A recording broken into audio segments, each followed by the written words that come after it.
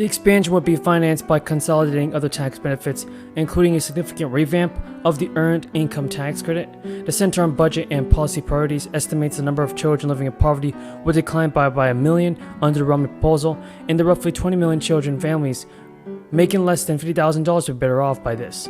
Analysts have also argued that roughly 10 million people will be worse off under the Romney plan, due in part to its proposed cuts. So, hopefully President Biden can do something about this. We got some bad news. Some really big changes are actually coming to monthly benefits soon. Officials have always confirmed that millions of Americans are at risk of losing health insurance in just a few weeks, and very important details have been announced. So be sure to keep watching because we got a ton of information about the fourth stimulus check, Social Security benefits, SSI, and SSDI. You definitely don't want to miss out on this because there's a ton of information that we got. So, like I said, the Biden administration is telling healthcare providers to begin preparing for an end to the public crisis emergency. The change will have broad implications for Medicaid health insurance recipients, and it could significantly impact how hospitals and pharmaceuticals operate. The health secretary told reporters on a call that how the United States manages this crisis will provide crucial data on whether the emergency needs to remain in place. The Health and Human Services Department will give the public 60 days notice before lifting the crisis emergency. His comments come after President Biden claimed in September that the crisis is over. The Centers for Medicare and Medicaid Services told healthcare providers in August to start preparing for a return to pre-crisis rules as soon as possible. The crisis emergency was first declared by the former president in January 2020, and the health emergency has allowed millions of people to receive increased food benefits through the federal government nutrition program.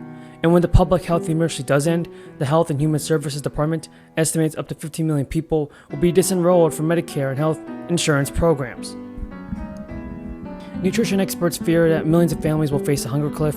The most dramatic impact from ending the health emergency will fall on people enrolled in Medicaid and the Children's Health Insurance Program, which is known as CHIP. Medicaid provides inexpensive and often free health insurance to lower-income adults. Medicaid enrollment increased 26% during the crisis to a record of more than 90 million people as of June. States received extra federal money through the Families First Crisis Response Act for Medicaid and CHIP on the condition that they be kept all current and new recipients enrolled during this public health crisis. And before the crisis even began, people had to renew their Medicaid coverage every year by confirming to state officials that they still met income and other eligibility requirements. Medicaid and CHIP will return to business as usual when the crisis emergency ends. States will have 14 months to verify who is eligible and who is not, but an estimated 15 million people will still have to leave the program. Officials have said that about 7 million people lose Medicaid coverage, and not only that, but despite being eligible for the program, they will get this. House Minority Kevin McCarthy has sought to tamp down worries that a GOP majority would use a raising federal debt ceiling as leverage to secure reforms on government programs like Social Security and Medicare. McCarthy, who is hoping to be Speaker if Republicans take control of the House, told reporters in an interview that Republicans will try to get concessions on spending cuts in exchange for raising the debt limit, a must-pass pressure measure in order to avoid economic turmoil.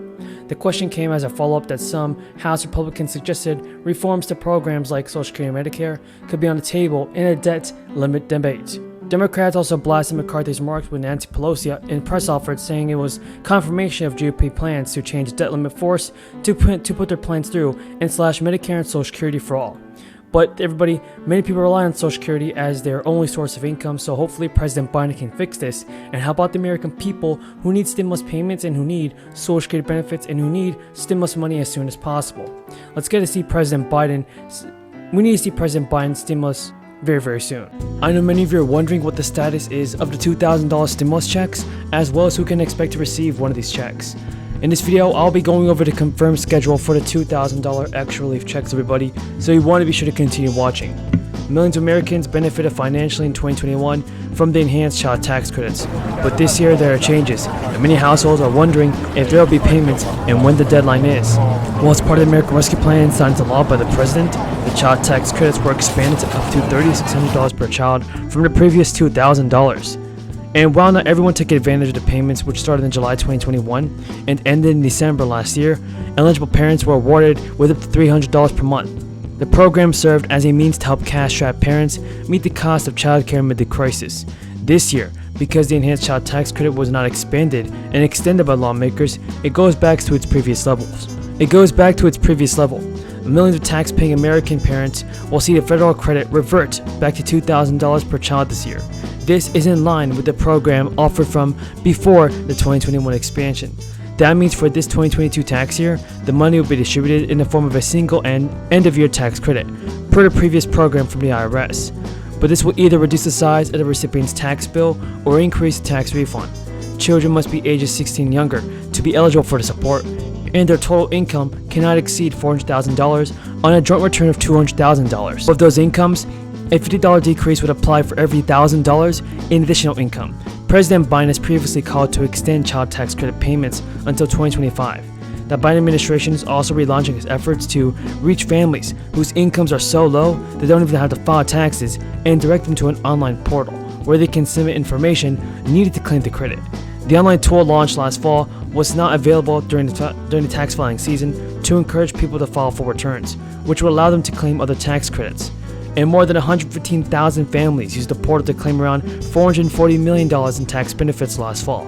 About 25,000 households claimed the child tax credit, and the rest for stimulus checks they had not received. So parents who received half the credit in monthly installments last year can use the tool to claim the remaining amount. Those who miss out on the monthly payments can file for the full credit by submitting simplified returns on the portal. And the theme of the last year for the IRS has been piles of paper, as the understaffed and underfunded agency deals with an unprecedented backlog of unprocessed tax returns that built up crisis responsibilities. Now the IRS is taking a major step towards getting those returns processed and out the door. This week, it's set to finally clear its backlog of 8 million returns filed in 2021. Original returns refer to the 1040 tax return individuals taxpayers pay every single year. And the backlog the IRS will clear this week includes returns that did not have errors. Beacon to us all, everyone, please join me in welcoming the Vice President Kamala Harris.